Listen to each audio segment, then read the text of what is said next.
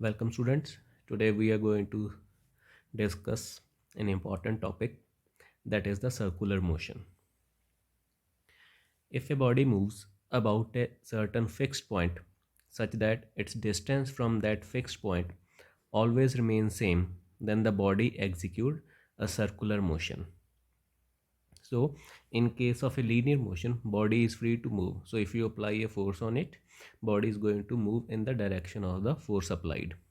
But if body is pivoted from a certain point or it is pivoted with certain point, then a force applied on it will make the body to move about that pivotal point such that its distance from that pivotal point will always remain the same. In this case, the trajectory in which the body is going to move, that will be circular in shape. So we call this type of motion in which body move in a circular path about a certain fixed point, it is called as the circular motion.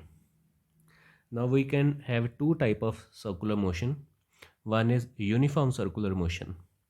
In uniform circular motion, body is executing the circular motion at a constant speed.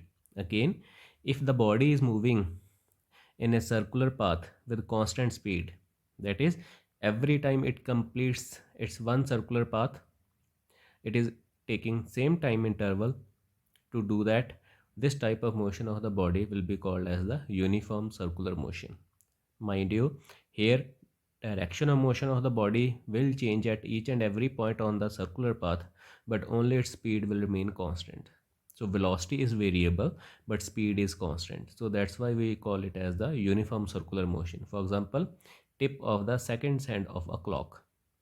But if the body is executing the circular motion with a variable speed, then we call that type of motion as the non-uniform circular motion. For example, the motion of a wheel on the road. Now before we start with the basic definitions of circular motion, we have to deal with some fundamental definitions. For example, first is the center. Center is the pivotal point about which the body is going to rotate. So this is the pivotal point O about which the body is going to move. Circle is the shape of the trajectory in which body is going to move about this fixed point O. Axis of rotation is an imaginary line which is passing through the center of the circle, but it is perpendicular to its plane. This figure which we are observing, this is a figure in which we are observing the circle right from the top of its plane. But if we look at the side view of the circle, then this circle will something look like this, in which the center of circle will be lying over here. In this case, if we draw a line which passes through the center of the circle but perpendicular to it, we call this line as the axis of rotation. Now this axis of rotation can be either pointing in the upward direction or either in the downward direction. That will depend upon the direction of rotation of the body. Then next we have is the reference point. The point at a certain distance away from the center from where the body is going to start moving about the center, we call that point as a reference point. Normally, if we draw the two axes, x-axis and y-axis,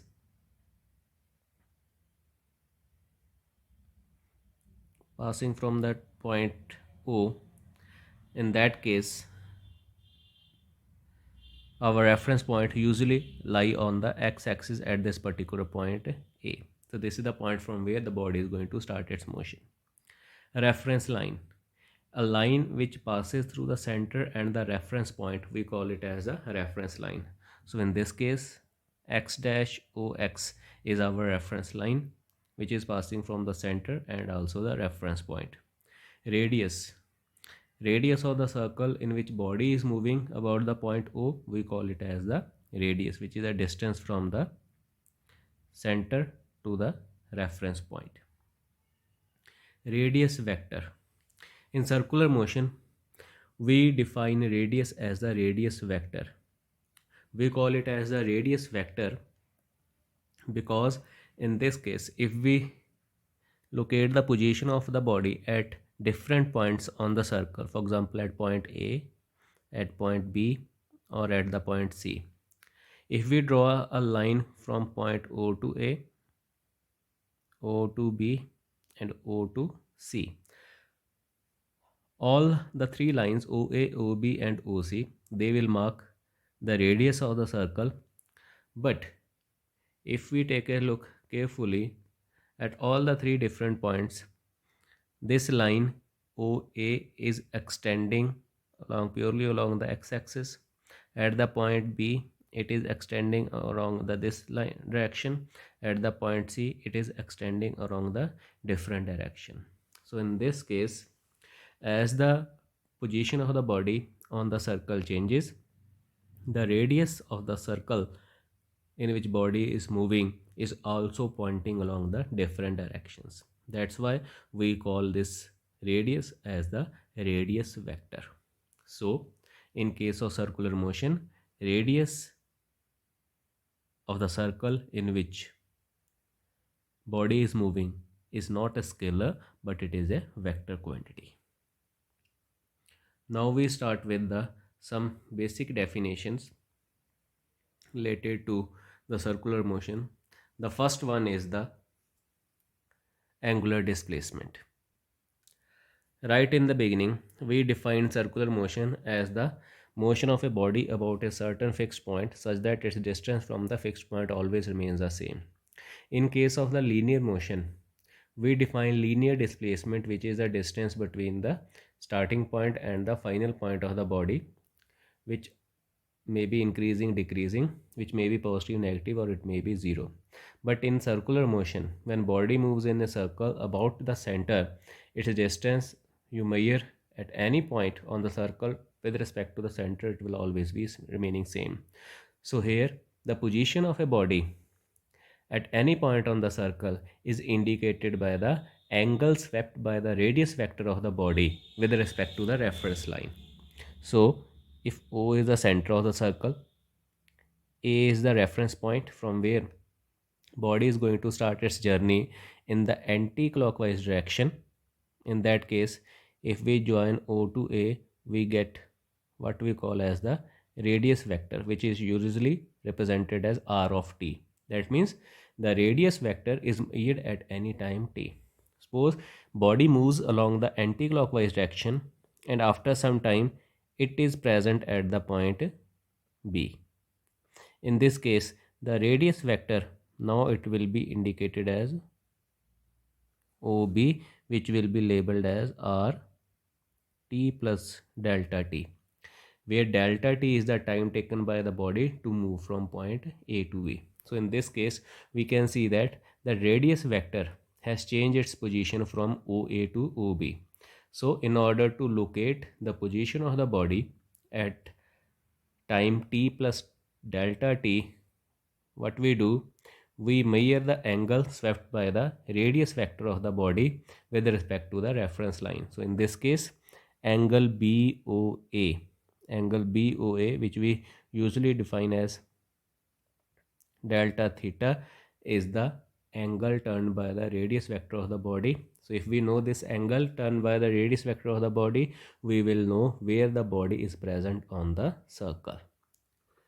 So angular displacement is the angle turned or swept by the radius vector of the body while moving along a circular path. Now, if the value of the time delta t is very small, then point A and B, if they lie very close to each other, in this case, if we join point A and B together, in that case, the value of the curve or the distance of the point A to B along the curve and the chord length AB, they will approximately be equal to each other. In this case, when body moved from point A to B, it had the angular displacement delta theta, but when it moved from point A to B, it is also moving along a small straight line path, which we will label as delta S, which will be the linear displacement only if point B lies very close to the point A. So in this case, If we use the definition of the angle, that angle is equal to the length of arc divided by its radius. In this case, the angle turned is delta theta, which is equal to length of arc, which is a linear displacement of the body from A to B, which is equal to delta S divided by the radius. Or we can write that delta S is equal to R into delta theta. Now if we represent the same thing from the side view, that means in a horizontal circle like this.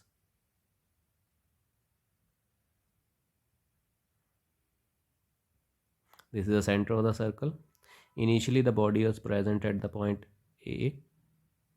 This is a radius vector having the value r of t. When body moved anti-clockwise, it reached at the point B. So here its radius vector, it will be r of t plus delta t. So in this case,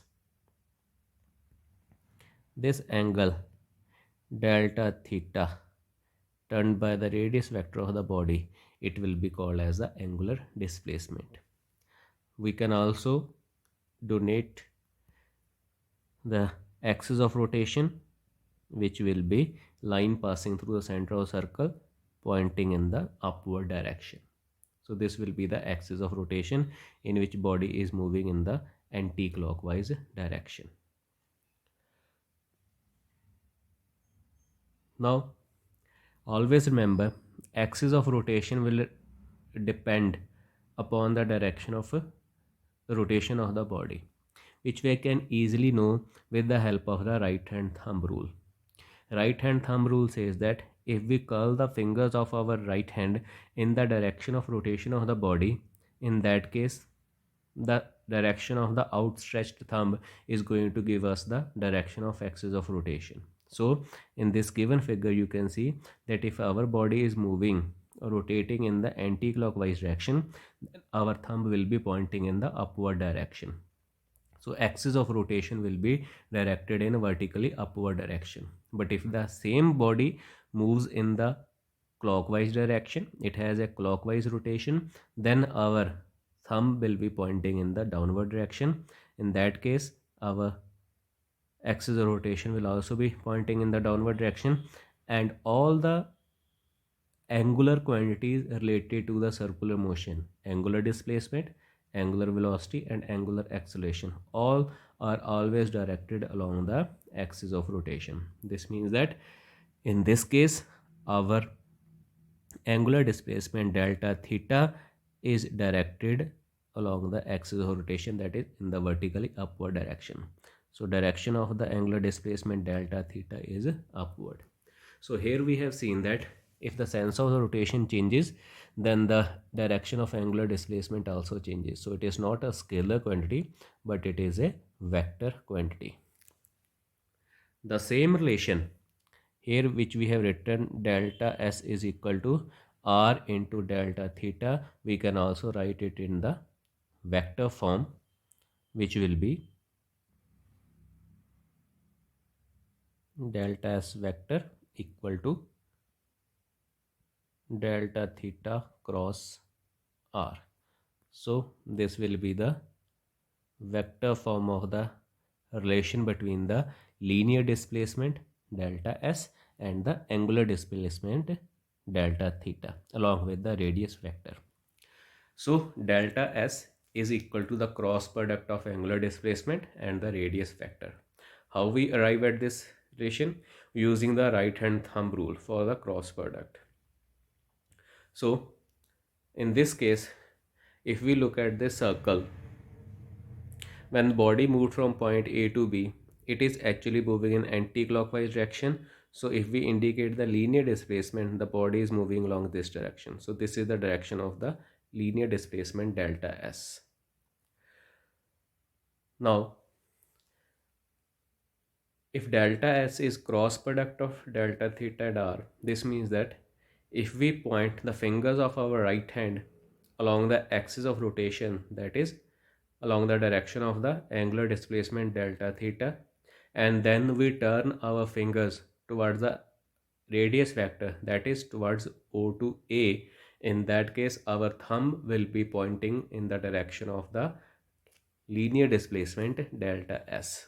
So in this case linear displacement delta S is the cross product of angular displacement delta theta and R, which we can represent on a separate figure like this. This is the horizontal circle in which body is moving. This is the axis of rotation along which delta theta is there. If body is present at the point A, this will be the direction of the radius vector. When body moved from point A to the point B, this will be the direction of delta S. So in this case, delta S is equal to delta theta cross R. Next is angular velocity. The time rate of change of angular displacement of a body, we call it as an angular velocity. It is also a vector quantity which is directed along the axis of rotation.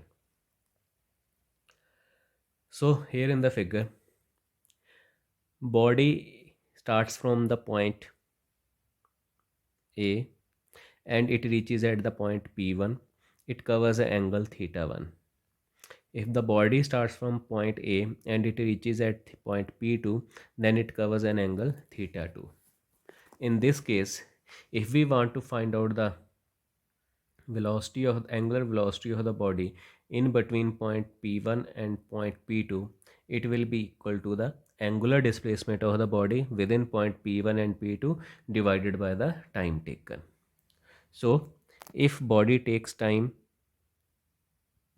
t to move from A to P1, and if body takes time t plus delta t to move from point A to P2, in that case the average angular velocity, which will be represented with the symbol omega bar, it will be equal to total angular displacement divided by the total time taken, which will be equal to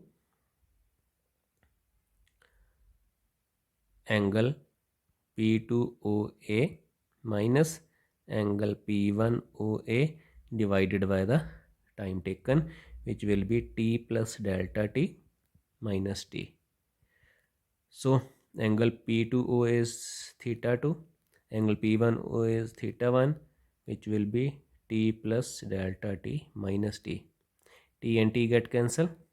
Theta 2 minus theta 1 we can write as delta theta. So average angular velocity, it is equal to delta theta over delta t.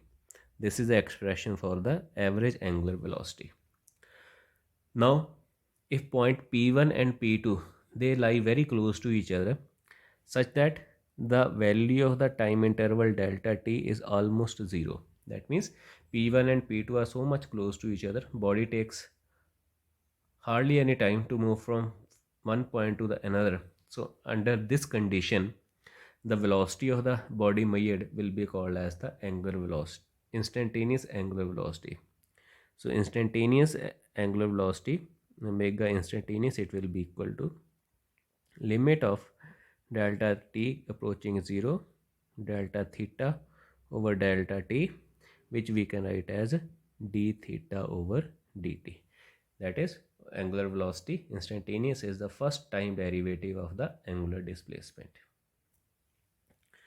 Now if we write this equation in vector form, omega vector, it will be equal to d theta divided by dt. Because it is also an angular quantity, it is also directed along the axis of rotation, which you can easily know with the help of right hand thumb rule. Next we have time period, which is the time taken by the body to complete one revolution. Frequency is the number of revolutions per second, and we know that frequency and time period both are reciprocal of each other. Time period will be measured in the unit of second and frequency is measured in the unit of hertz. Next, whenever a body moves in a circular path, we have seen that it covers from one point to another point not only angular displacement but also suffers a linear displacement. Similarly, when a body is moving along a circular path, it not only has angular velocity attached with it but also has a linear velocity attached with it. And that linear velocity attached with it is actually the tangential velocity, that is a velocity which is directed along the tangent to the circle. Here in this animation you can see that body itself is moving in a circle, but its linear velocity is actually the tangential velocity which is directed along the tangent to the circle. So whereas linear velocity is directed tangent to the circle, so it is called as tangential velocity, its angular velocity is directed along the axis of rotation. So here now we are trying to find out the relation between the angular velocity and the linear velocity. We know that delta theta is equal to delta s divided by r. We are finding it in the scalar form. If we divide both sides by delta t, where delta t is the time taken by the body to move from point A to B, then we have delta theta over delta t equal to 1 by r into delta s divided by delta t. If we take the limit delta t approaching 0 on both sides, limit delta t approaching 0, delta theta over delta t equal to 1 by r, limit delta t approaching 0, delta s over delta t. This is nothing but the instantaneous angular velocity omega, which is equal to 1 by r into instantaneous linear velocity, which will be labeled as v. So the relation between linear and angular velocity is that linear velocity v is equal to angular velocity multiplied by the radius of the circular path. Here you can see that that linear velocity v is directly proportional to the radius of the body, radius of the circular path in which body is moving. This means that if two bodies are moving with same angular velocity but in two different circles of different radii, in that case the linear velocity of the body in a circle with greater radius will be larger, although both may be having the same value of angular velocity. The same relation we can also write in the vector form as v is equal to omega cross r, that is tangential velocity v is cross product of angular velocity and the radius vector. In this figure, angular velocity, you can see it is directed along the axis of the rotation, while the tangential velocity v is directed tangent to the circle at any point A. So if you point the fingers of your right hand along the angular velocity omega and then you turn it towards the radius vector of the body, that is from point O to A, in that case the outstretched thumb of the right hand, it will be directed along tangent to the circle at point A, that is in the direction of the tangential velocity v. So in vector form, tangential velocity or linear velocity v is equal to the cross product of omega and r. Last we have angular acceleration. It is a time rate of change of the angular velocity, which is also a vector quantity and it is also directed along the axis of rotation. So average angular acceleration alpha, which will be represented with the letter alpha, it will be equal to total change in angular velocity divided by the total time taken. In the limit of time being very small, the acceleration will be instantaneous angular acceleration, which will be alpha equal to limit of delta t approaching 0 delta omega over delta t, which we can write as alpha equal to d omega by dt. When a body moves in a circular path, if it is moving with non-uniform speed, in that case, body describing the circular path possesses two different type of acceleration, and the sum of those two acceleration give us the total acceleration present in the circular motion, which we will just see now. In order to derive the expression for total acceleration present in a circular motion when a body is moving with non-uniform speed, we take the help of the relation between linear velocity and the angular velocity in the vector form. We know that time rate of change of velocity is acceleration. If we do the time derivative on both sides, we will have dv over dt equal to time derivative of the cross product of omega and r. dv by dt we know that is nothing but the acceleration, which will be our total acceleration. If we open the cross product, it will be equal to d omega by dt cross r plus omega cross dr over dt. Alpha total acceleration a, it will be equal to, we have just written d omega by dt is nothing but the angular acceleration, so it will be equal to alpha cross r plus omega cross dr by dt. dr by dt is the time change rate of change of the radius vector. We know that radius vector is changing its position at every point on the circular path, which give us the direction of the tangential velocity or the linear velocity of the body. So dr by dt is the tangential velocity of the body, that is omega cross v.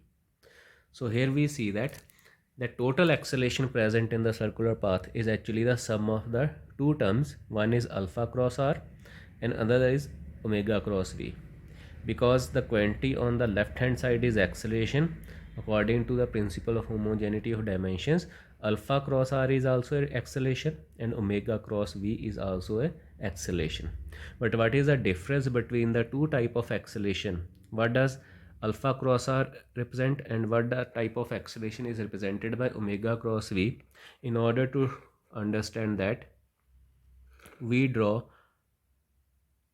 figure in order to understand what is alpha cross r and omega cross v.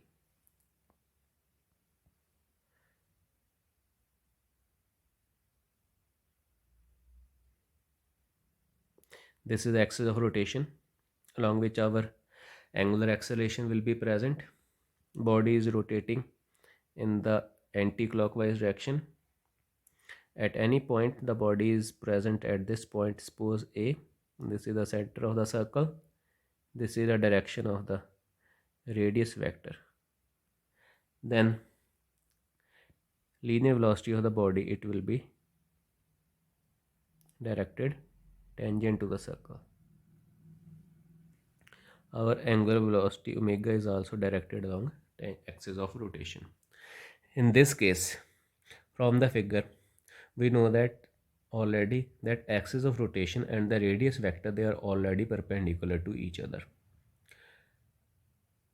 Now, if we apply cross product rule at the first term, that is alpha cross r, we will try to see that what is the direction of the quantity obtained by taking the cross product of alpha and r. So for that, we are going to make use of the right hand thumb rule, in which if we point the fingers of our right hand towards the axis of rotation, that is along the angular acceleration alpha, and then we turn the fingers or curl the fingers towards the radius vector from point O to A, then our outstretched thumb will also be pointing tangent to the circle, that is along the direction of the linear velocity. So in this case, the direction of the quantity obtained by having the cross product of alpha and r is directed tangent to the circle. This means that the first term present on the right hand side, alpha cross r, it represents an acceleration directed along tangent to the circle. We call it as the tangential acceleration. We label it as AT. T is for tangential acceleration. Plus omega cross V. Second term is omega and V. So in order to understand what is the direction of the cross product term obtained from omega cross V, we again draw the same figure.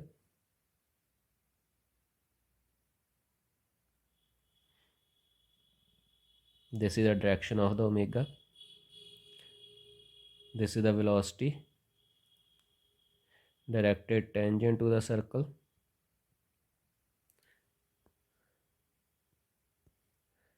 This is the center, this is the radius vector. Now in order to understand clearly, we temporarily shift our axis of rotation from point O to A.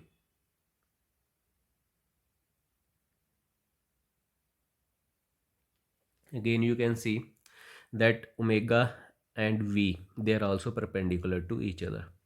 So in this case, if our fingers of our right hand, they are directed along the angular velocity omega, and after curling them, they point towards the direction of the linear velocity V.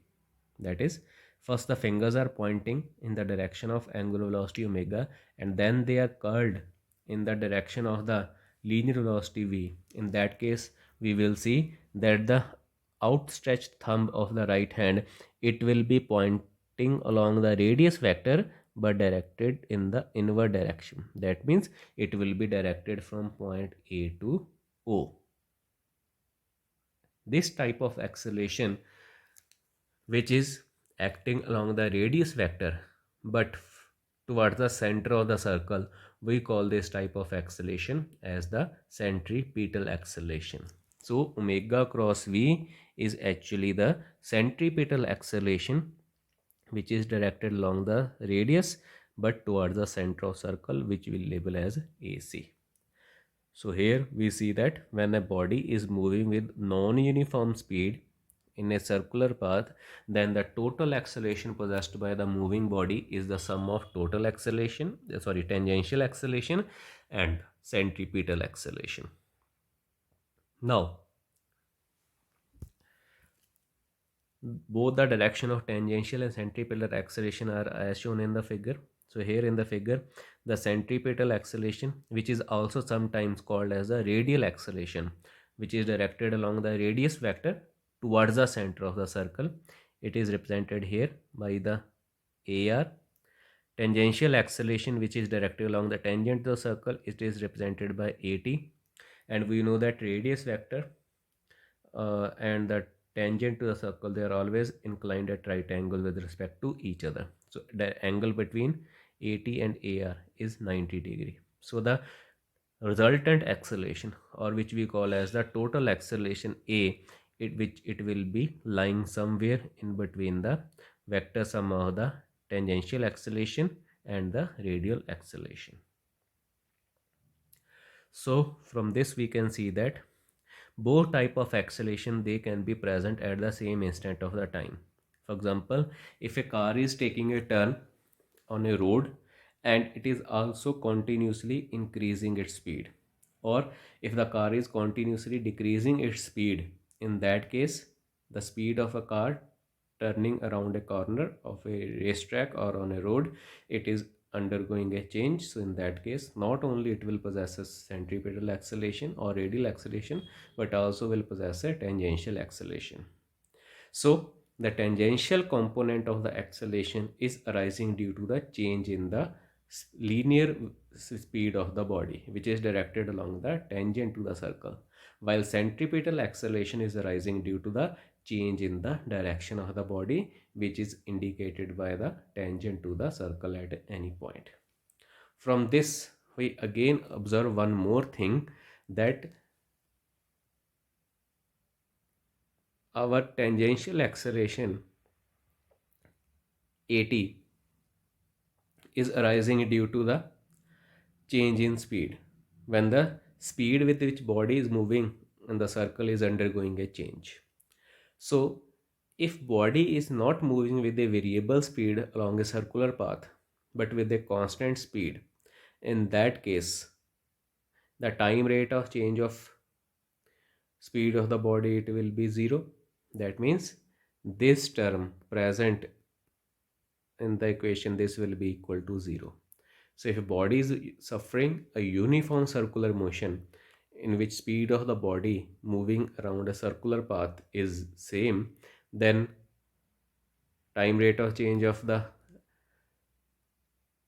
that uniform speed will be equal to zero. So value of this velocity vector will be equal to zero. One correction over here. If body is covering or having a circular motion which is uniform in nature, in that case the body will be describing the circular motion with constant speed. In that case the angular velocity of the body will be also constant in nature. Linear velocity will not be constant because the direction of the radius vector is continuously changing from point to the point, but due to the constant speed of the body,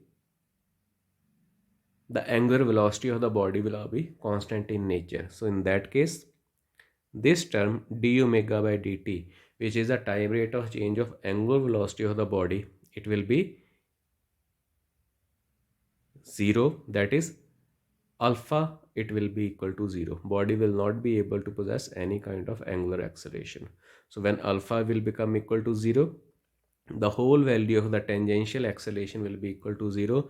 In that case the total acceleration possessed by the body will be simply equal to the centripetal acceleration. So if body is moving in a circle with uniform circular motion with a constant speed, then the total acceleration is purely equal to the centripetal acceleration. But if body is describing the circular motion with non-uniform speed, then due to